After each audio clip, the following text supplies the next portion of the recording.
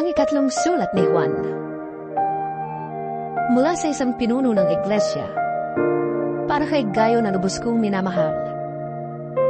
Mahal kong Gayo, idinatalangin kong ikaw sana'y nasa mabuting kalagayan at malusugang katawan, tulad ng iyong buhay espiritual na alam kong nasa mabuting kalagayan.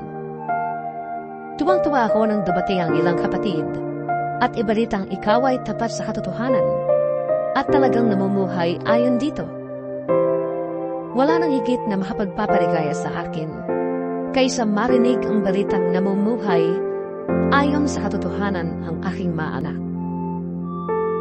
Mahal kong kaibigan, ang iyong paglilingkod sa mga kapatid, kahit sa mga hindi mo kilala, ay nagpapatunay na tapat ka. May mga nagbabalita sa iglesia rito tungkol sa iyong pag-ibig.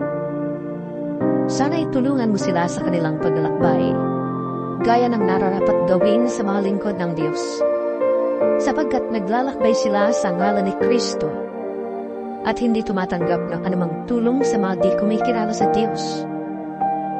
Dapat natin silang tulungan upang tayo makabahagi sa pagpapalaganap ng katotohanan.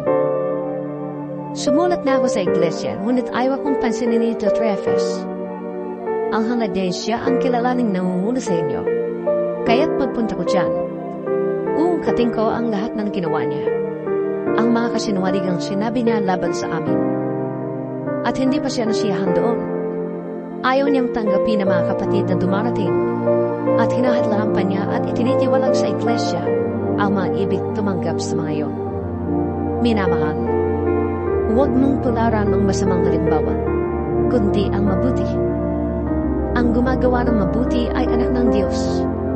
Ang gumagawa ng masama ay hindi pa nakakita sa Diyos. Mabuti ang sinasabi ng lahat tungkol kay Demetrio, at iyan ay makikita sa kanyang magandang asal. Iyan din ang aming patotoo, at alam mong totoo ang sinasabi namin. Marami pa sana akong sasabihin sa iyo, ngunit hindi ko na sasabihin sa sulat. Inaasahan ko magkikita tayo at magkakausap sa lalong madaling panahon. Sumayo nawa ang kapayapaan. Kinukumusta ka ng ating mga kaibigan dito. Ikumusta mo rin ako sa lahat ng ating mga kaibigan diyan.